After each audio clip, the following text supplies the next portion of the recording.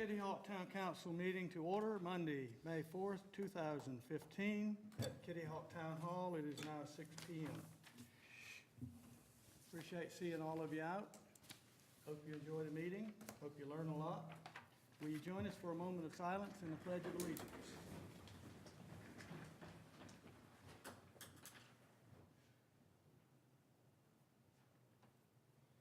I pledge allegiance to the flag of the United States of America and to the republic which stands, one nation, under God, indivisible, with liberty and justice for all.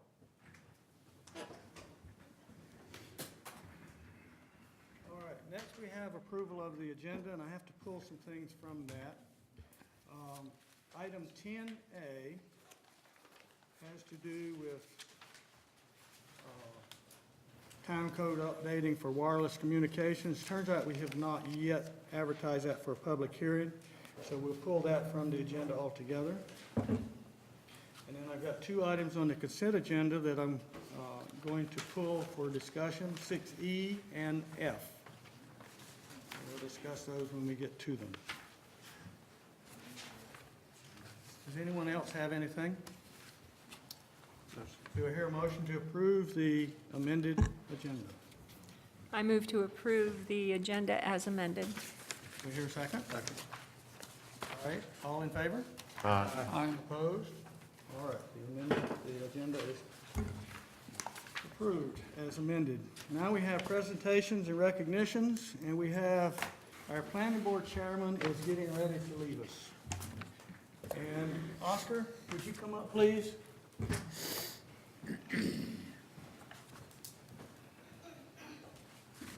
Oscar's been the planning board chairman, what, for 13 years now? 13 years, yeah. 13 years.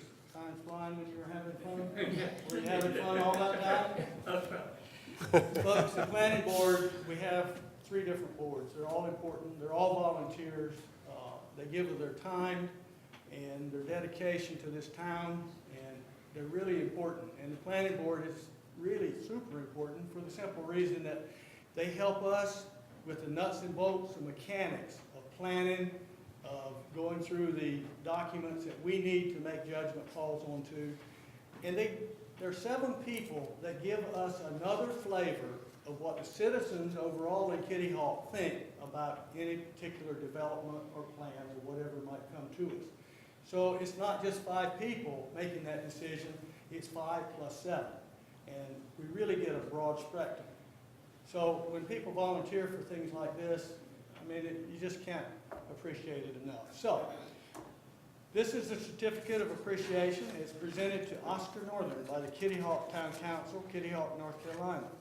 It's in appreciation for your loyal and devoted service to the Kitty Hawk Planning Board and serving as chairman from June 2002 to June 2015.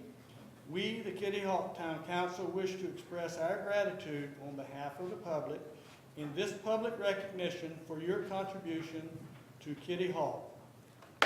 Oscar, thank you ever so much.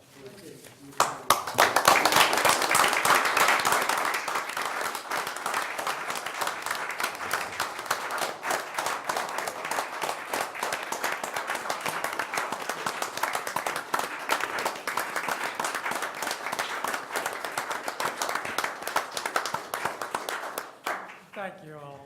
This is much more than I expected. I just would like to say that it's been a privilege and an honor and a very humbling experience and a beautiful culmination of 60 years working in the planning field as a professional planner. To end it with 13 years as chairman of the board is a real honor. And I thank the town. I thank you. It's really, I'm going to miss doing it, but good luck to all of you. Thank you again. Thank you.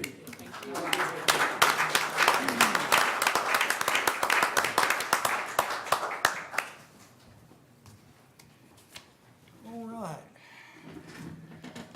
Oscar's not retiring until June, but he's going to Michigan, was it, I think? So he wouldn't be here for us. We had to do this early. All right, Outer Banks Sporting Events. Folks, you're up. We've seen you before.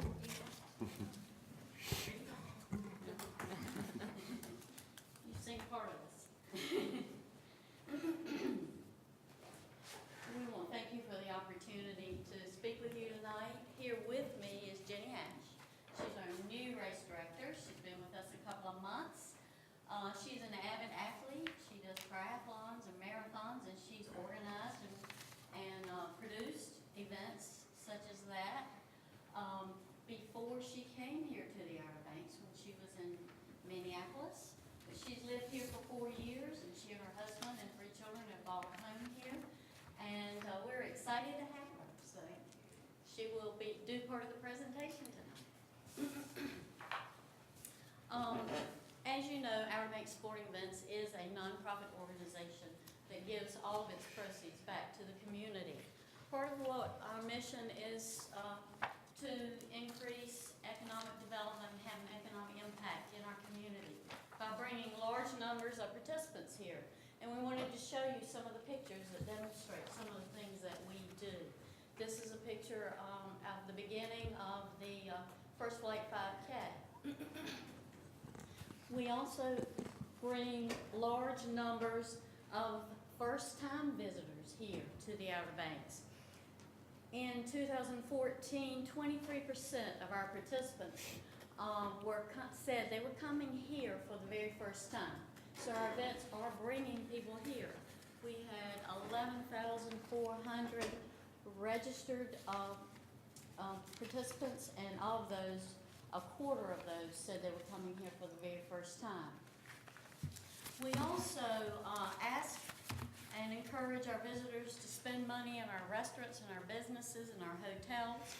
And we also give them the opportunity to go to 2 expos, one with the Flying Pirate, which is in April or the spring, and another with the marathon in November.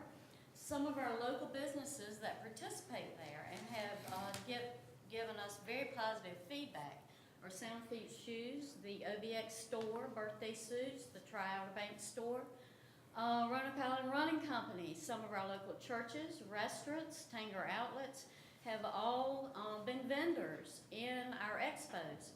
And just this 2 weeks ago during the Flying Pirate Expo, our vendors were telling us what a wonderful and successful business weekend that was for them. So it gives them a jump start on the busy time of the year. Some of our property managers and realty companies also are represented there, and they have the opportunity to speak to our visitors and let them know what their accommodations are in our community. The Flying Pirate we just had a couple of weeks ago. We had 2,850 actual participants, and we want to tell you how much we appreciate you guys working with us to start that event here in your town. We so appreciate what you do for us. Storm the Beach is the next event coming up, which is in just a little over a month. And that is our obstacle course adventure race on the beach. And people have had a wonderful time doing that event. We had about 750 participants last year. 26% of those said that they were first-time visitors here to the Outer Banks. We had 26 states represented and 2 countries, Germany and Canada. So we're bringing a lot of people here from out of the area. The triathlon in September had over 950 participants last year, and registration's looking really good for this year as well. It takes place on Roanoke Island and the mainland of Dare County. The Outer Banks Marathon, this will be the 10th running, and we're hoping to do a couple of special things this year to encourage people to celebrate the 10th running. We thank you for being with us since the very first running. Thank you for getting involved in the Colors program, green for Kitty Hawk. I remember when you painted the green flyers on the course, and the runners really appreciated that. And we're hoping to reinvigorate the Colors program this year. So thank you for that. The 2014 Outer Banks Marathon had 5,346 actual participants and an economic impact of $6.3 million. And how do we know that? Our participants fill out a survey when they register, and they tell us where they're coming from, how long they're staying, how many people they're bringing with them. That's how we gather that information. All of our events, our major 4 weekends in 2014, had an economic impact of $8.9 million. And it's up from the year before, which was $6.7 million. And how did that happen? Well, we had 9,900 total finishers, and when we add their guests, we had a total of 3,400 out-of-town visitors. Now, we had a total, when we added our locals, of 37,600, but we took our locals out, and we wanted to know what was the actual economic impact. So by taking the locals out and looking at the amount of time that they stayed here and the number of guests that they brought here, we were able to figure out the economic impact. So with that, Jenny's going to explain to you a few of the details of the economic impact. Thank you, Linda. So a few more numbers for you, just in terms of who comes and what they do when they're here. So as Linda mentioned, we've got a lot of countries represented. Over the events of 2014, we had 12 countries represented, 50 states, all 50 states were showing up. We've got a 56% female average in terms of participants, so it's a little bit more on the female side. And then our average ages are 35 to 45, so that gives you an idea of our guests that are coming into town. The average nights that a participant would stay when they come into town for a race of ours is 2.5 nights. So when you couple that with the guests that they bring into town, it's equating to lots of hotel rooms and houses being rented, which is great. So we look at 8,000 hotel rooms and 1,600 plus cottages or homes. So that's good stuff. So for all of Dare County, with the total economic impact, we look at $8.9 million, and that comes from those 9,900 participants and their guests and the total visitors that creates, with being about $75 a day that they'll spend on per diem and all that good stuff. So you can see the total there with their per diem that they spend on incidentals, and then the accommodations as well is a great number to look at. So with that, over the last 9 years of our having 4 races per year, our 4 event weekends, we get to the number of $47.5 million for the Dare County as a whole. So that's pretty amazing. That's good stuff. So actually, I'm not even clicking through, am I? Sorry. So it's a little easier to follow, I suppose.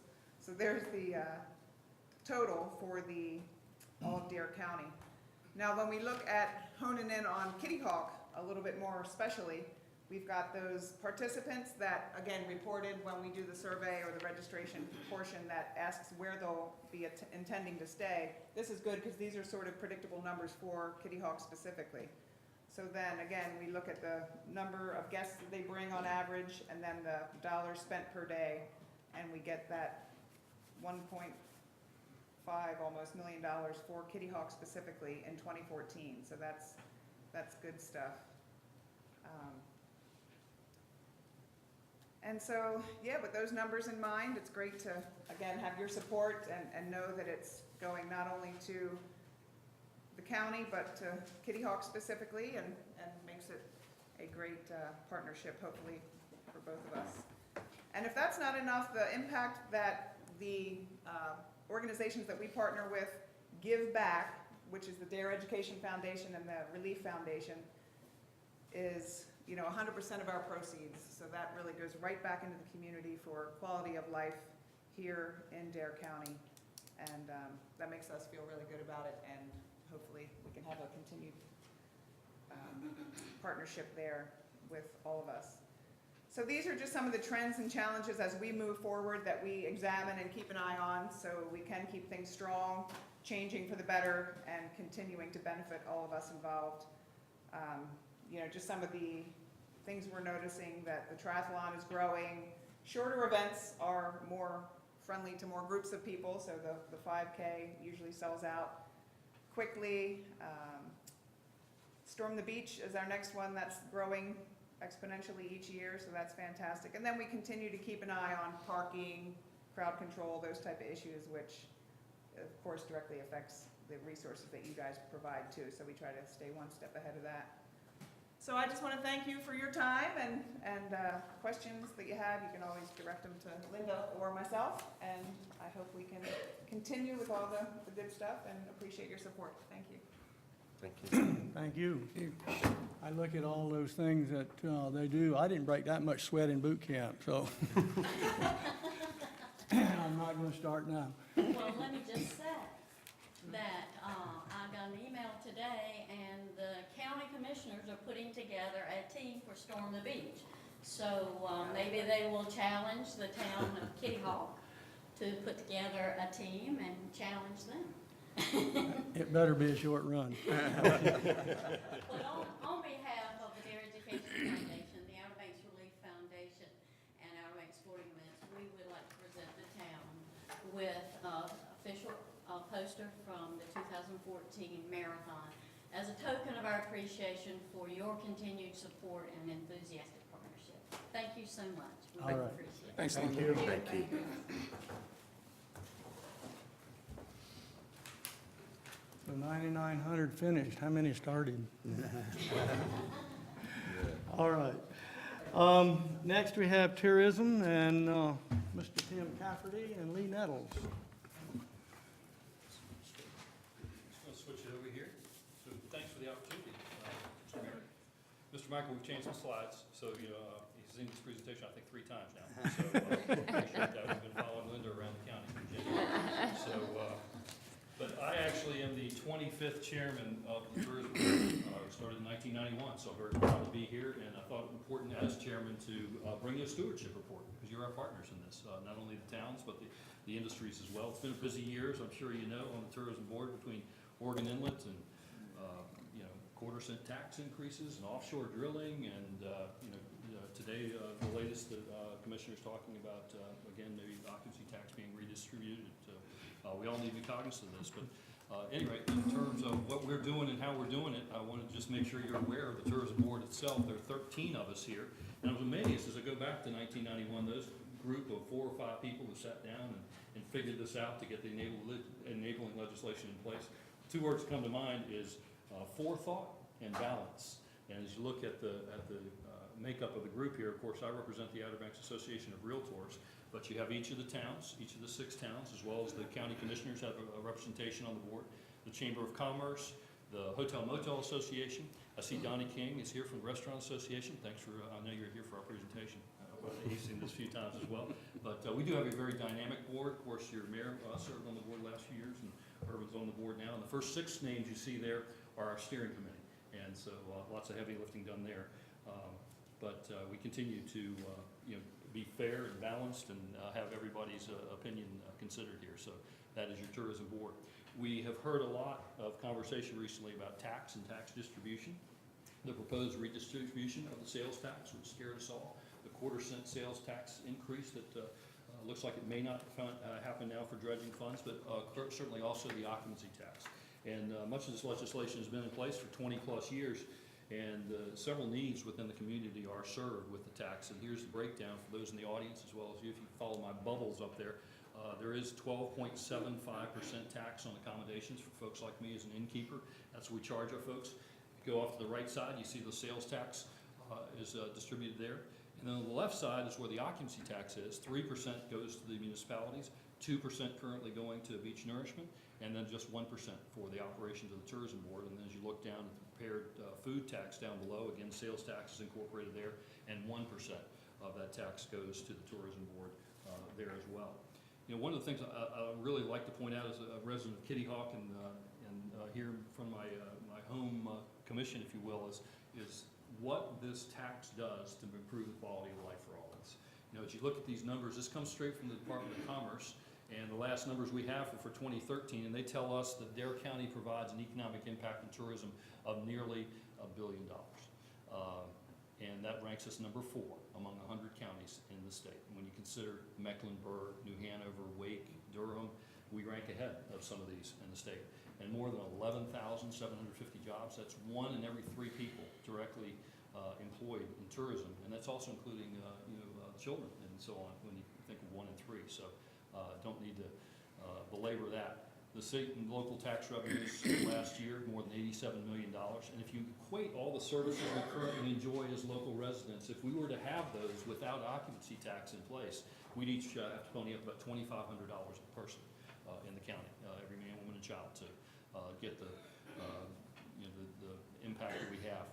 And Kitty Hawk has certainly been a good partner and a recipient of some funds in the past from our restricted fund, whether it be the multi-use paths that we have enjoyed, or the Sandy Run Park was one a few years ago, and I guess most recently the Lillian Street access, which we're excited to see come to fruition there. So I always like to explain the benefits to our local residents as well, because some don't think it impacts them, but certainly it does. And of course, there's no I in team, but there is a me. So what's in it for me as a resident of Kitty Hawk? When you look at this, this comes from the Dare County Tax Office. The last fiscal year, nearly $1 million distributed to Kitty Hawk in occupancy tax revenues. The 1 cent valuation, about $105,000. So again, without tourism revenue, your ad valorem tax would be impacted about 9.3 cents per hundred. So that's certainly a distinction for our local residents to consider as well. I'm a chart guy, love my charts, and I served on the tourism board back 13, 14 years ago, and I remember when we crested that $200 million plateau on the far left of the screen and thought that that was really something. But this past year, $414 million in Dare County in occupancy revenues. That's staggering stuff. And then when you add to that another $224 million in meals, we always have a $750 million industry in Dare County alone in tourism. And you see, we've got the graph there for those who want to cut to the chase. You see 4.4% year-over-year occupancy revenues. Most folks said that was flat. If that's flat, I'll take that every year, because that was the best year we've had in 7 years in terms of growth year over year. And meals, a 5.2% year over year. And when you look back, again, if you trend this over the last 14 years, 89% growth in occupancy in the county. That's what we call hockey stick growth on the chart, right? So pretty amazing stuff there, very illustrative of that. And when it comes to Kitty Hawk as well, when we look at that, the last chart, you see a little box in the corner put there in the upper left, the 5.2% increase and the 4.4% increase. And as we compare that to Kitty Hawk, year over year, your meals increased last year by about 3.1%. You've had a 32% increase in meals revenue over the last 10 years approximately. But the occupancy is actually down last year in Kitty Hawk, down by 3%, but still a growth of 60% over the time. So something to watch. Last year, your meals revenue in Kitty Hawk was $32 million, and your occupancy revenue was $25 million. So I know we all discussed some of the challenges we have here in the town, and this puts it in very good perspective. So the numbers certainly tell the importance of tourism. And any of my 5 children, I have one of them here, can tell you that we don't use the T word in my house. We call these folks guests, and they are certainly guests, and in the sense that we can invite them, but they don't have to come, and they certainly don't have to come again. So we treasure these folks that come, and we need to continue to push for them to come back to the Outer Banks. And speaking of inviting guests, each day I'm more and more impressed by this man to my left is the executive director of the tourism board. He is a master promoter, and he's going to talk to you more about challenges and successes relative to promotion of the Outer Banks. Thank you, Tim. Good evening, Mr. Mayor, council, staff. Thanks for the opportunity to come before you tonight. It's nice to be so close to home, too. It was all I could do to get my car to take the right instead of going back into the village. Whoops. Hey, wait a second.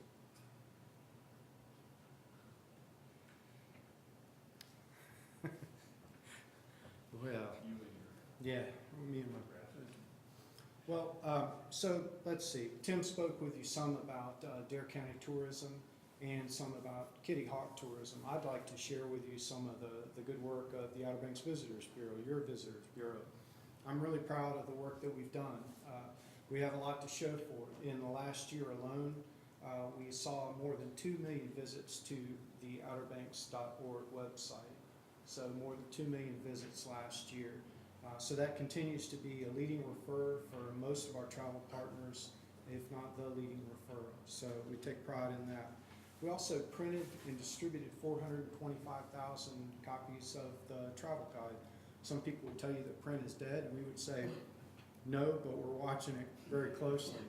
The important part about my statement was not only did we print 425,000, we distributed really close to 425,000. We've come close to running out the last 2 years, in fact. So these people have smartphones, but they still have a need for the printed travel guide. And as long as they want to receive that information and they have a use for it, and we're able to afford to print it, then we're going to do that. So travel guide remains an important part of what we're doing. Facebook, social media is really has changed the dynamic of being a destination marketer. It's just exploded, and for us in particular.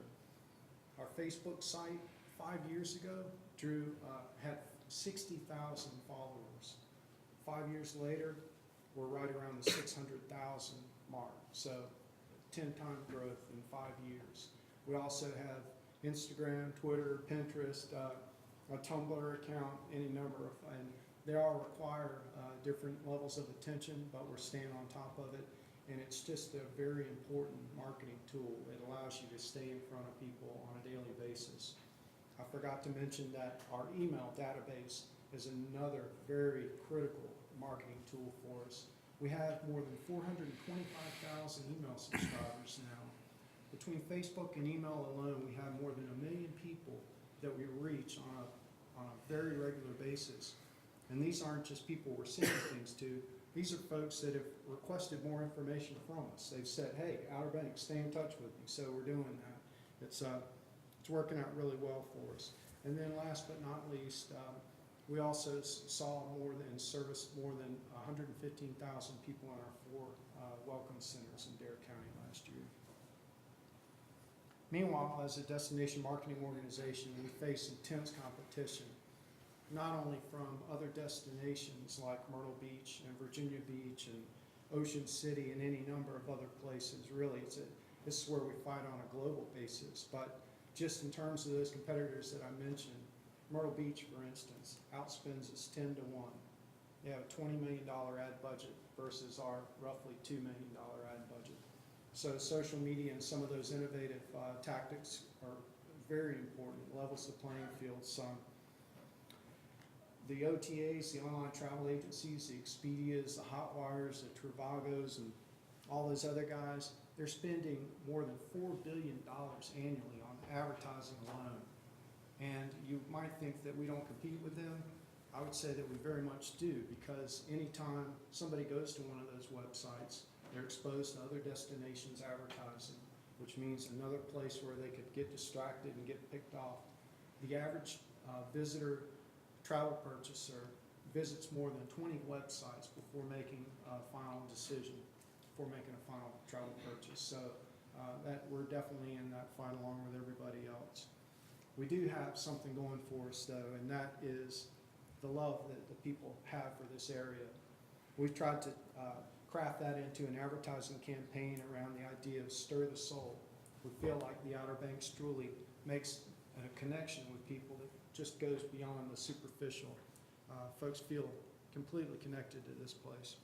This is a series of ads that ran in Our State magazine, the bottom half spread, so 2 consecutive half-page ads. And a couple of other ads from the print campaign.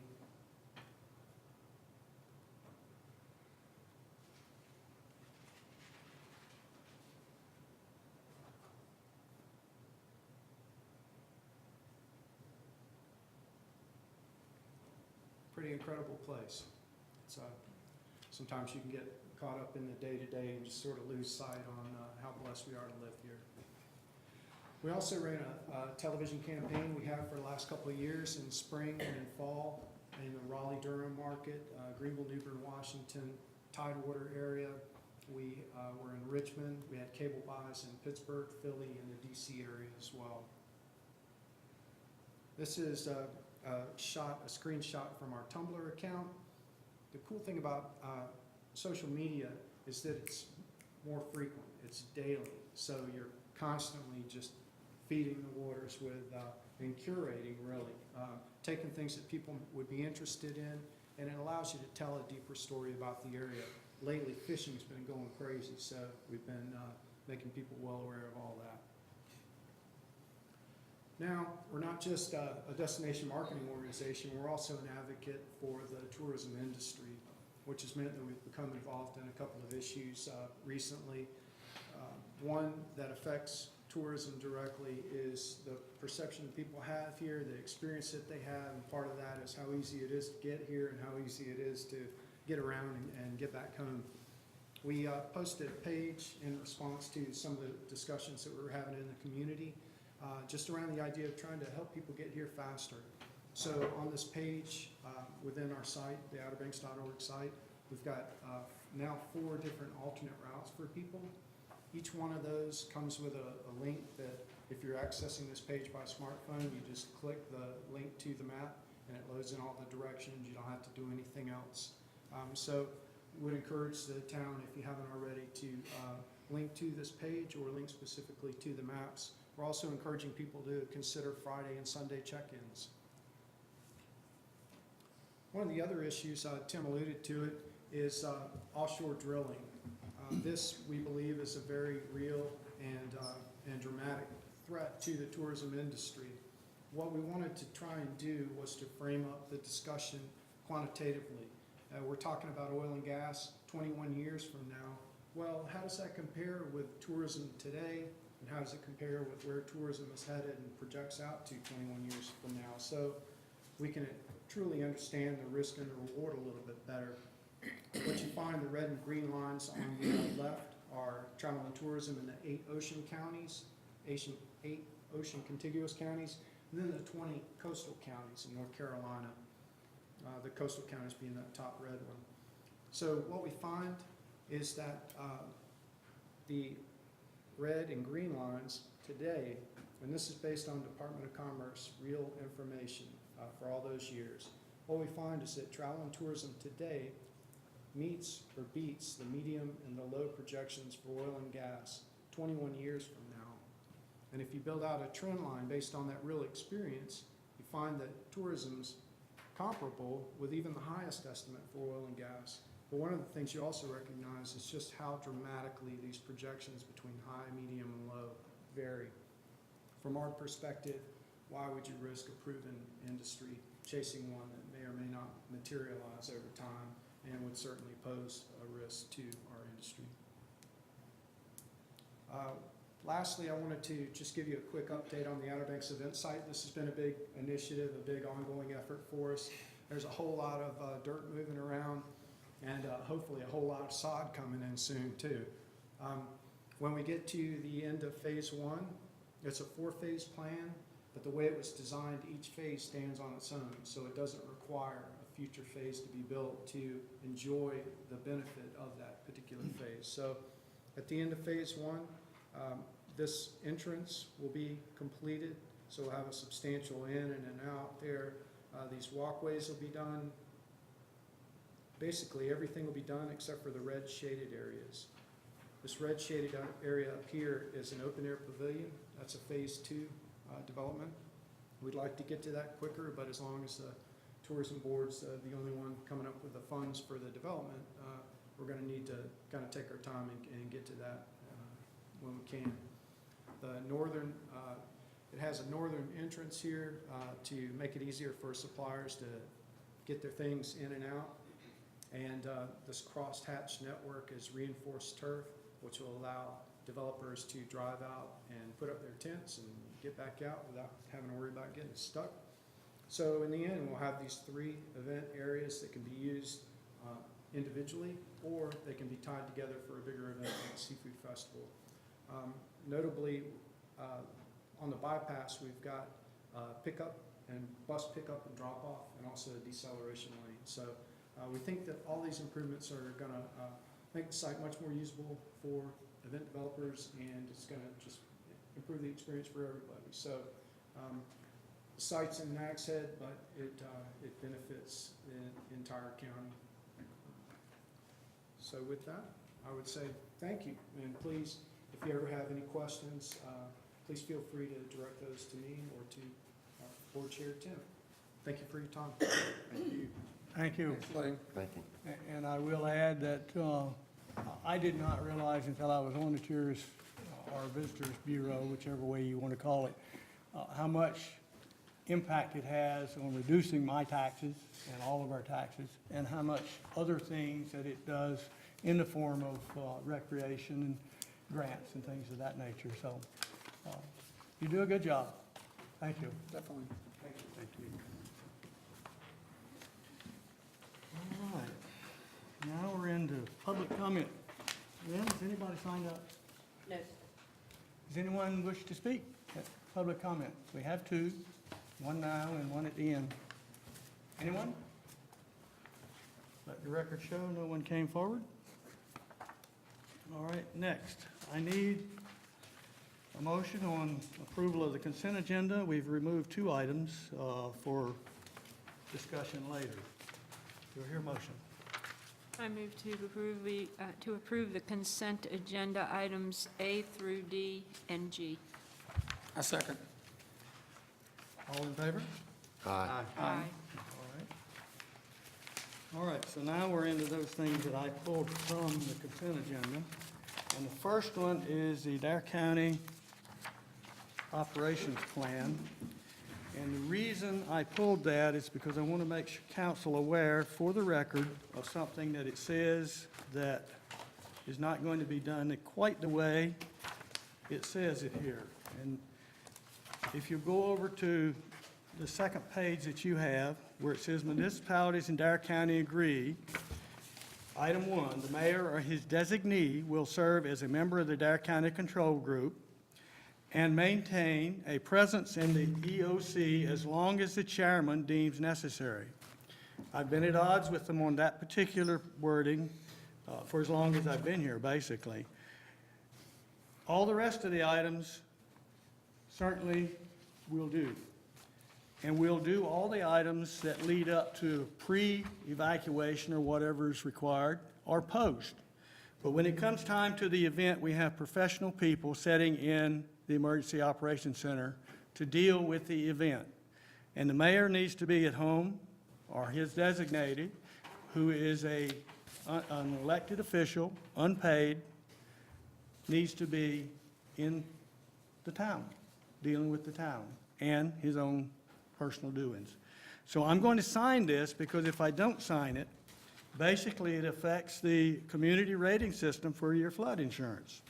So this will be signed, but I will tell you that when the event occurs, I'm being here where I should be. And regardless of what these people say, well, he'll never call for you or not, it says in writing, he makes the call. Not in that case. Does everyone understand that? Yes. You understand what I'm saying? Yeah. All right, so I need a motion to approve this, and then I will sign it. Do you hear a motion to approve? So moved. Do I hear a second? Second. All in favor? Aye. All right. Put my name to something and don't like what it says, but there you go. It's for the good of the town. Now, the next item is the agreement with Parker, Adams, Bernstein. It has to do with bond counsel for financing the beach nourishment. And the thing that got me here, and this is for you, Mr. Michael. If you go over to, which page? What are we talking here? I'm talking the back sheet where it says on the third paragraph, it says, similarly, we note that our firm represents most, if not all, of the financial institutions that will be asked to participate in the RFP process for the purchase of the bonds. It is therefore likely that in connection with matters unrelated to this engagement, we have represented, may currently represent, and expect to represent in the future the financial institution that is selected through that process. Because the town is separately represented by the town attorney with respect to negotiating such financial institution, the material terms of the financing, we do not believe our engagement as bond counsel creates a conflict of interest. Michael, for the record, do you believe this agreement adequately protects the town from any potential conflict of interest? Well, it doesn't protect you from a potential conflict of interest, but if you read the entire engagement letter, they have addressed how they would deal with any potential conflicts of interest that might come up. They will advise the town about any potential conflicts that come up, and we will handle that either by, I will become directly engaged in the portions where they may have that potential conflict of interest, or we will get separate representation, or they will withdraw. That's All right. basically what happens. So But- there is a system in place to prevent that, but And you feel that you will have adequate warning before this becomes a problem? yes, I'm thoroughly familiar with these attorneys. Okay. And have no doubt that they will do exactly that. When I read that, and having moved around the country and dealt with real estate agents, I'm thinking, this real estate agent who's representing me as a buyer is telling me he's going to represent me equally as well as the seller. And I thought, So now we have it on the record, please. Well, you also have a financial consultant you're going to be working with too, who's going to be involved in all of this, is trying to get the best terms for the sale of the bonds. That's good. I just wanted it on the record. All right, so Now we need to approve it. we got the public hearing. Do we need to You approve We have need to this? to approve approve it. this, don't we? I'm sorry? We have to. Oh, yeah, thank you. I'm sorry, I got tied up into this. All right, do I hear a motion to approve the Parker Cove? Motion to approve, Mr. Mayor. Do I hear a second? I'll second. Any further discussion? All in favor? Aye. Opposed? All right, it's approved. Thank you. I got caught up in that. I was concerned about that and the other wording, so. All right, so what does that leave us? We've done everything else. We've approved that. Looks to me like we're in a public hearing. This is a text amendment, proposal to amend Chapter 42, Division 3 of the Town Code to update standards for temporary signs and banners. Do I hear a motion to go into public hearing? So moved. Do I hear a second? Second. All in favor? Aye. All right, we're now in public hearing. All right, the proposed text amendments that you have in front of you tonight for the temporary sign requirements, this came up at the December 1st, 2014 meeting. First day on the job, got the merchant orders to take care of the signs. The two main issues that I had heard of was some felt that the size that we allowed for temporary signs was too big, and the other was how they were permitted for the length of time. The way it's currently written, you can get 2 temporary sign permits per calendar year, each one valid for 50 days. So if you timed it right, you can get 100 days at the end of the year, and then another 100 days starting January 1st. So we've tried to address that, and looking at the regulations and talking with Ben Alexander, who also handles he handles the permitting for the temporary signs. He brought some other items that he thought might need to be addressed. So first, for the time frame, we changed that from 2 temporary sign or banner permits can be issued for each business on the same property during a 12-month period rather than during the calendar year. That way, if they do get the 2 back-to-back, give them 100 days, they have to wait until 12 months later before they get another 2, so it eliminates the 200 continuous days.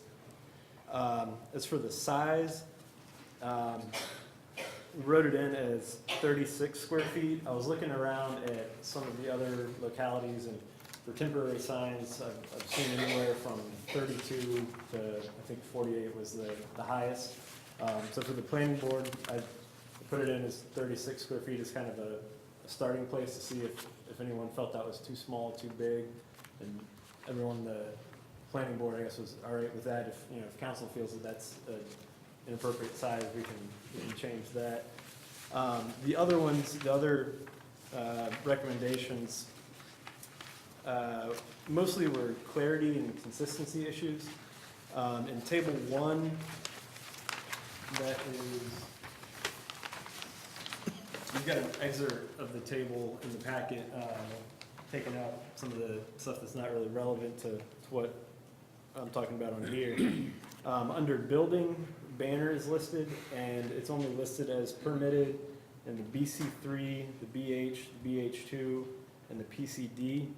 Then a little further down on the table, under miscellaneous, banner is listed again, and it's permitted in the BC1, MS1, and BC2, BC3, BH, BH2, and PCD. So we're suggesting to, under building, allow the banners under the BC1, MS1, and BC2, and BC3, just so it's consistent with the rest of the table. Also, in discussing this with Ben, he kind of got the feeling that in, I guess, prior reviews of the sign ordinance, that the intent wasn't necessarily to allow temporary freestanding signs, like with 4x4 posts in the ground and a sheet of plywood as the sign.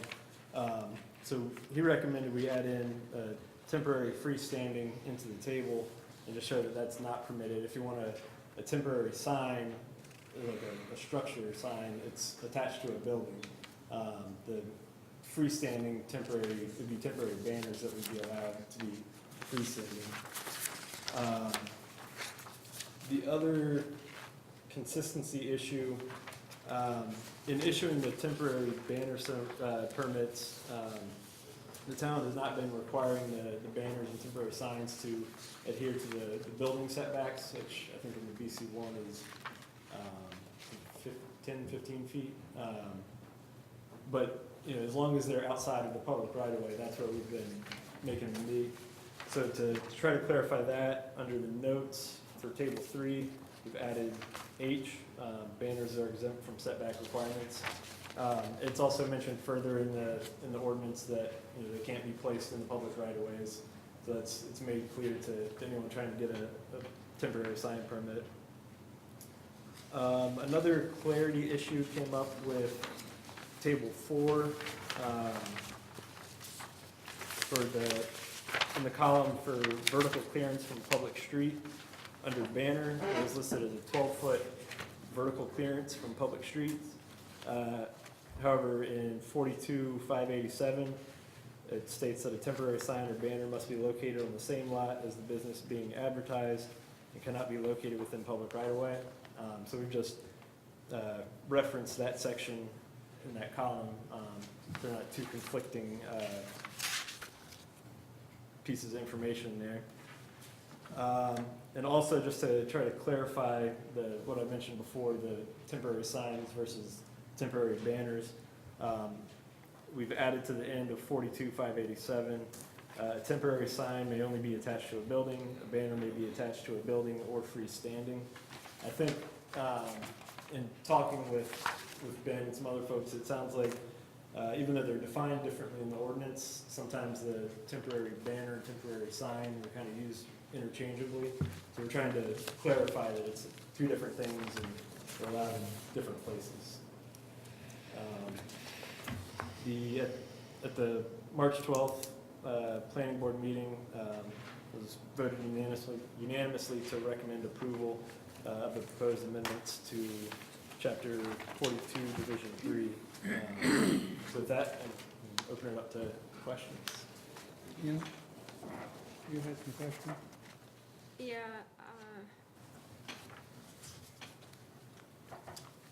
so we are reducing from 4 potential temporary signs or banners per year down to 2.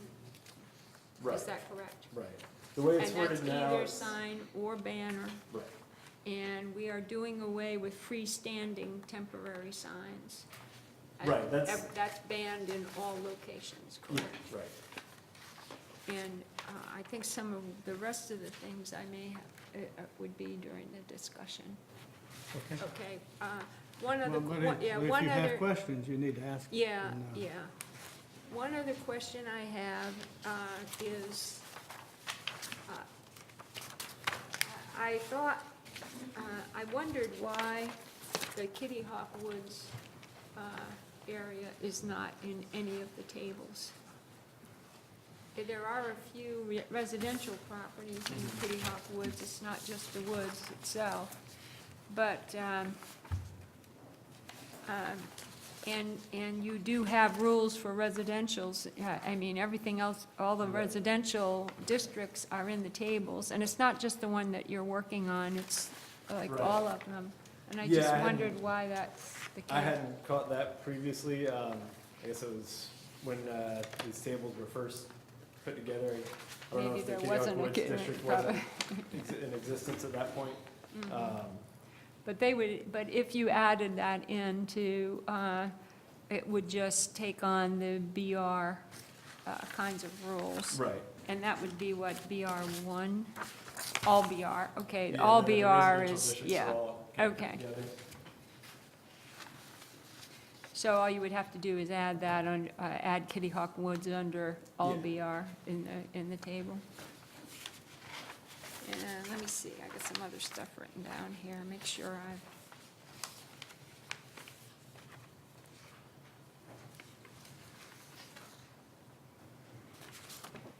okay, the question about the marathon banner. The marathon banner is covered under a public event. The way There's- the way it reads, though, as I recall, in the rest of the ordinance, is that it has to be a Kitty Hawk event. Now, it's not our event, it's Outer Banks. Yeah, this came up during the planning board review, and I did talk with Ben about it, and he said we've always done it under, there's a exemption in here that, It basically exempts lets town-sponsored events. town-sponsored events. This is not a town-sponsored event, but it is an event that's Right. supported by the town, so I don't know and I also don't know is if that banner is actually located in Kitty Hawk Woods zoning area, or if it's in one of the village areas there. Okay. But anyway, Yeah. it just looked like a problem. Okay. This is for the discussion. Okay, I think that's all the questions I That was a lot. have. Yeah. Anyone else have questions of Rob? No, sir. Before I call for public? No? All right, anyone signed up for this? Yes. We're in public hearing on this. Does anyone wish to speak on this subject? No one? Yes. I'm David Hunt, I'm a business owner and resident of the town of Kitty Hawk. I'm a little bit confused on the temporary sign versus temporary banner and the definitions. I guess the definitions are spelled out in the ordinance. Yeah. A temporary sign is any sign that's used only temporarily and is not approved for permanent installation or use. A banner is defined as any piece of cloth, lightweight fabric, or other similar material bearing a design, motto, slogan, or message, whether commercial or non-commercial. My personal opinion, I think a temporary sign is more attractive than a temporary banner. The winds over the course of time, within the 50 days, the banners tend to be more, get frayed and look less attractive to me than a temporary sign. If someone's gonna have a nice piece of signage out, to me, it doesn't really matter either way to me personally. Just my personal opinion is I think that if someone's gonna take the time to have a nice sign made and have it mounted on boards, that's gonna look better over the course of 50 days. And a banner's gonna be out in the wind for 50 days, and by the end of the 50 days, it's gonna be frayed and rough looking, not nearly as attractive as a temporary sign. I don't really understand what the advantage would be to ban the temporary signs as opposed to not banning the banners altogether. So it's just my curiosity. All right, Thank you. thank you. Anyone else?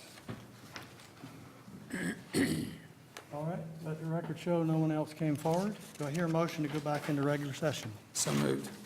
Do I hear a second? All right, all in favor? Aye. All right, we're back in regular session. What does council want to do with this?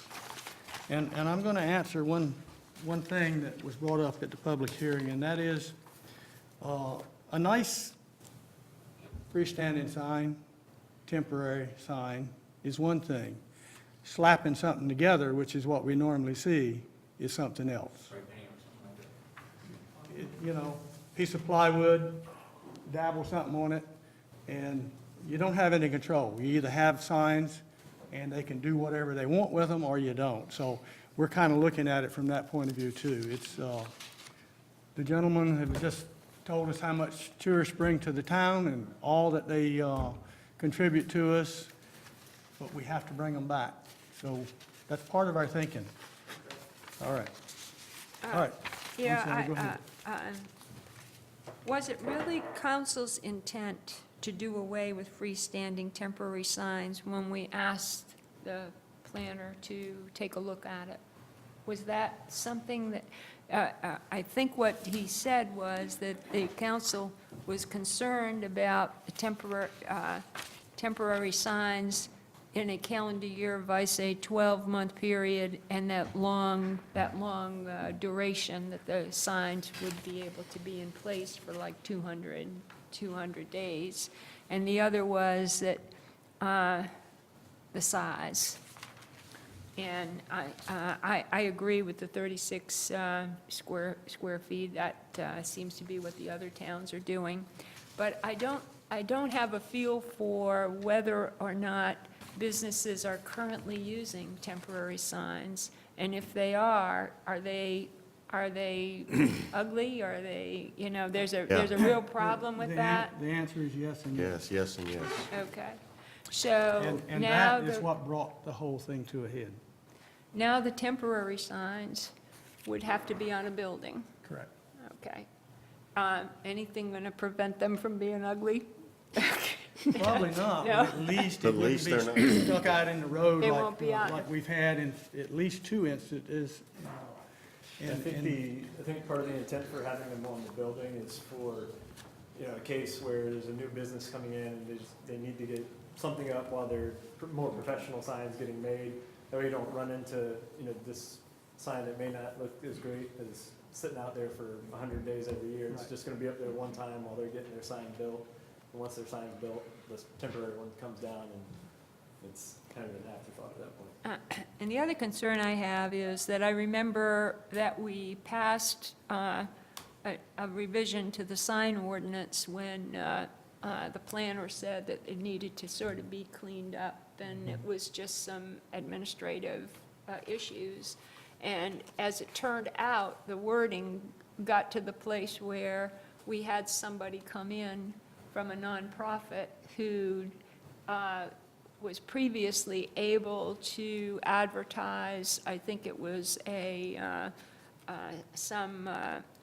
might have been religious-themed entertainment at a restaurant, and without the ability to cover the whole tourist season, they were losing a lot of contributors because people did not see the sign and that said, it's this day and who's performing or whatever.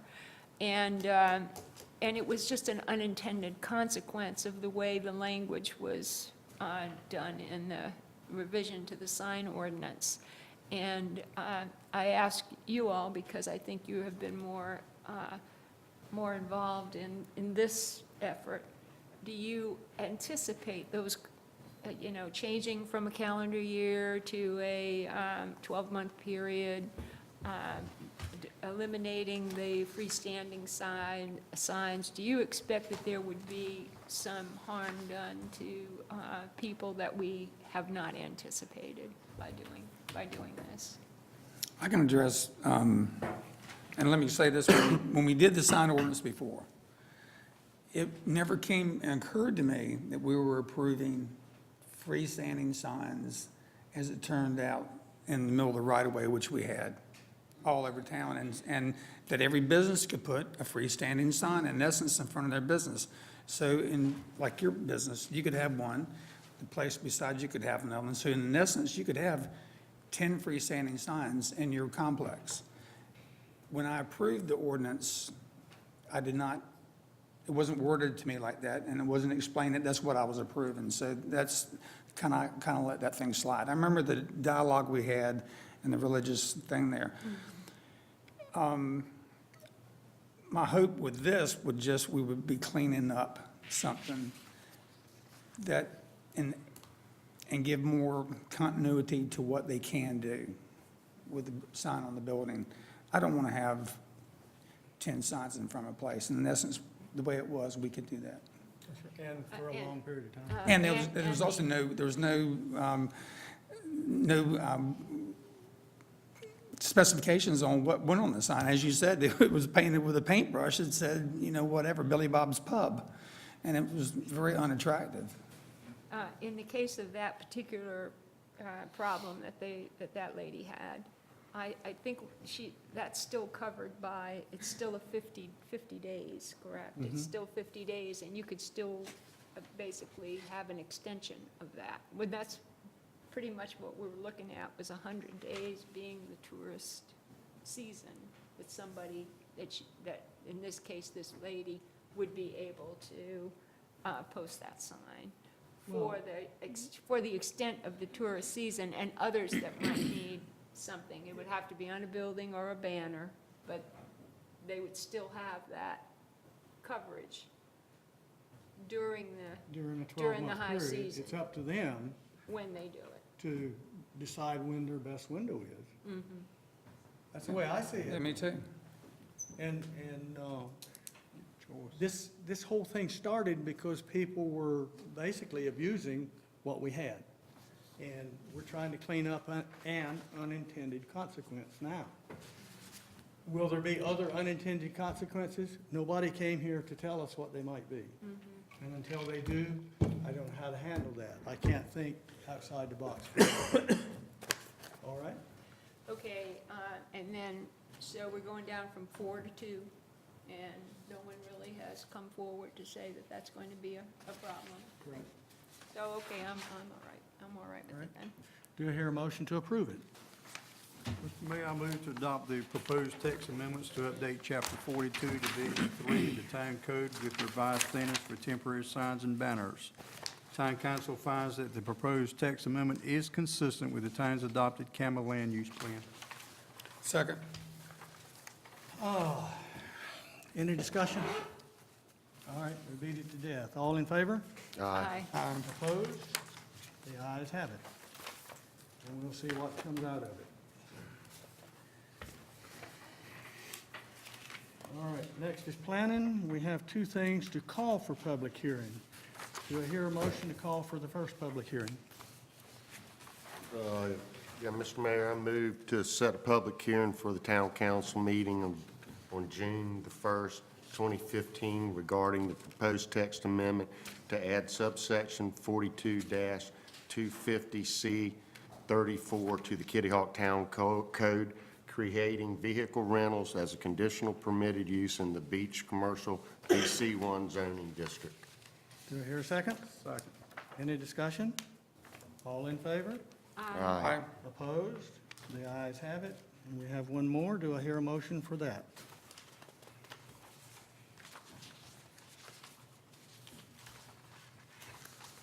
Mr. Mayor, I move to set a public hearing for the town council meeting on June 1st, 2015, regarding the proposed conditional use permit to allow a vehicle rental business at 4011 North Croatan Highway. Do I hear a second? Second. Any further discussion? All in favor? Aye. Opposed? The ayes have it. All right, and we remove the unfinished business, so now we're down to reports and comments from the town manager. John, you're up. Yes, sir, Mr. Mayor. A few items for council. I just wanted to give you kind of an update of where we're at as far as the easements are concerned for beach nourishment.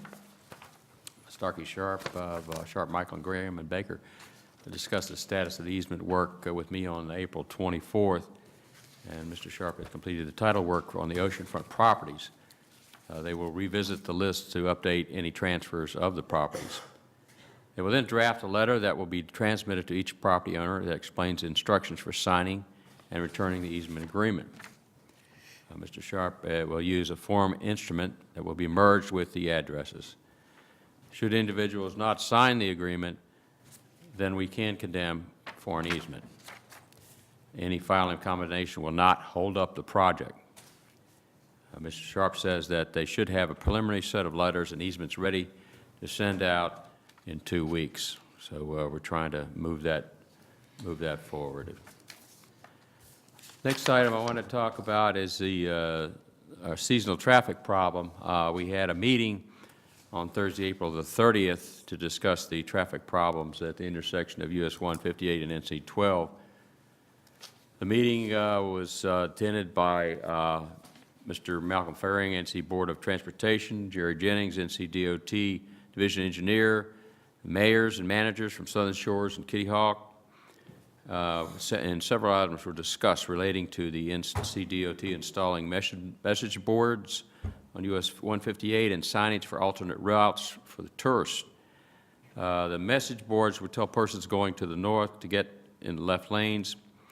Also, NCDOT will install signs that say, "Do not block the intersection," and "No right turn on red" for vehicles going north. In addition, our police chief has established a schedule during the season with Currituck County, Dare County, the Highway Patrol, and Southern Shores to have police presence at the intersections on the Saturdays and Sundays during the peak season.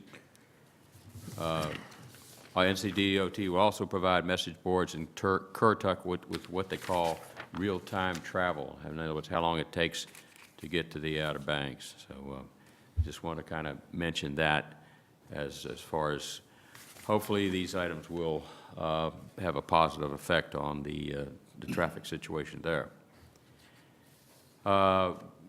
Just a real quick comment on our Lillian Street parking lot extension project.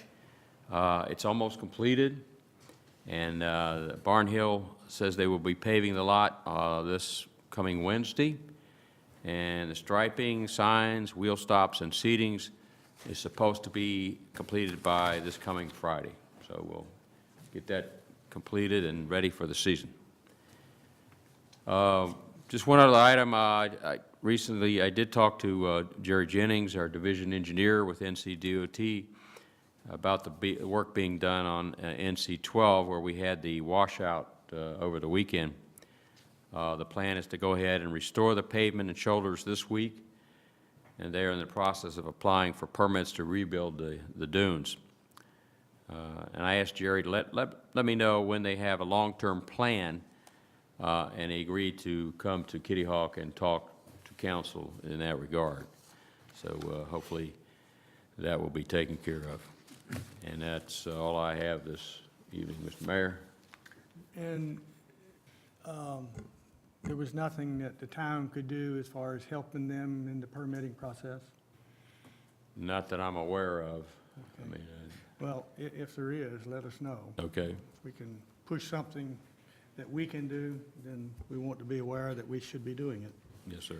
All right, Mr. Attorney, Nothing other than what we're going to discuss in closed session tonight. that's coming up. All right, Town Council, Em, I usually start the other end, I'm gonna start you. No, I don't have anything. Nothing? All right, Irvin? Nothing. Craig? No, sir. Yeah? I do. Oscar, thank you very much. 7 years serving under you was a joy.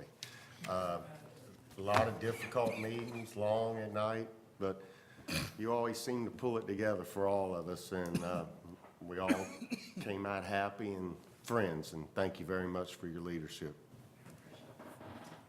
You get 7 people happy in a room, you're doing pretty good. He was able to do That's it. quite an accomplishment. All right, I have 2 things. They're actually kind of for council and staff. I ask each council to look at the interior paint job that was on the budget. Does council want to keep that in for this budget, or what do you want me to do, Jeff? I would like to see it removed. Craig? I agree, sir. I agree. All right, we're all in agreement. Please remove that from the budget as an item for now. Get to it later, or better yet, maybe do some in-house, be willing to buy the paint. But $8,000 for the labor is a little bit much. And the other thing, this has come up since we did the budget thing. We had a discussion with the beach nourishment folks, and basically Willie went out with the engineer looking for sites that would deal with where they could stage their construction stuff. And Bird Street was one of them.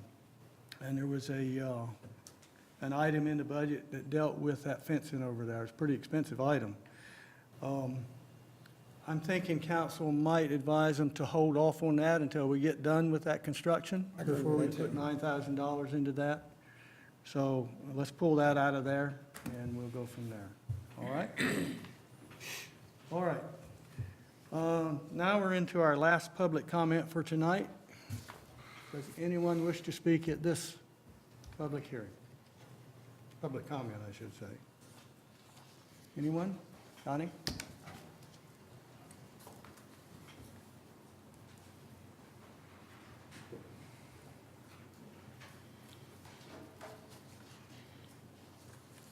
I just kind of came here tonight just to see how the discussion's going and everything in regards to maintaining our beaches and in light of the fact that we've known the menacing aspects of the ocean have been at our gates for at least a couple decades, and now it's kind of encroaching more on a regular basis. And I walked in, I saw a lot of chairs. Wasn't sure if, you were preparing for a lot of people to show up tonight. I guess I'd take it that there's not so many people here, kind of trying to figure out what's going on with that and how you're proceeding with it as the public kind of resting, assured that you're doing your job well. I think, you are. I think, you're taking the steps necessary and everything to try and protect us. And for that, I really appreciate it. And it's good to hear that, we're in contact with DOT and doing what we can. Hopefully this weekend will go smooth for us and we'll move forward. But thank you very much again, all of you. All right. Thank you, Thank Donnie. you. Thank you. Anyone else? All right, let the record show no one else came forward. And now I'm going to make a motion to go into closed session to consult with our attorney under North Carolina General Statute 143, Tac 318.11, Parent A, Parent 3, to protect the attorney-client privilege and to consider and give instructions concerning a potential or actual claim, administrative procedure, or judicial action, if known, title or action is Town of Kitty Hawk versus Ann Greason, DBA Winks, Dare County District Court. Do I hear a second? Second. All in favor? Aye. All right, we're now in closed session. If we'll go in the back room here and take care of that. Steve, you had to have written that.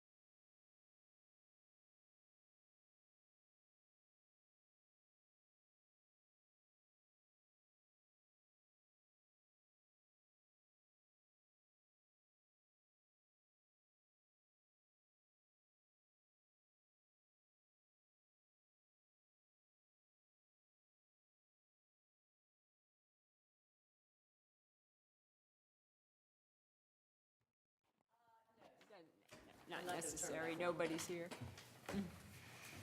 I Well, move but to, We have I to don't know, adjourn. he's recording this, so. Oh, well, let me find it. Yeah, he's ready. I'm good. okay. He's good. You're good?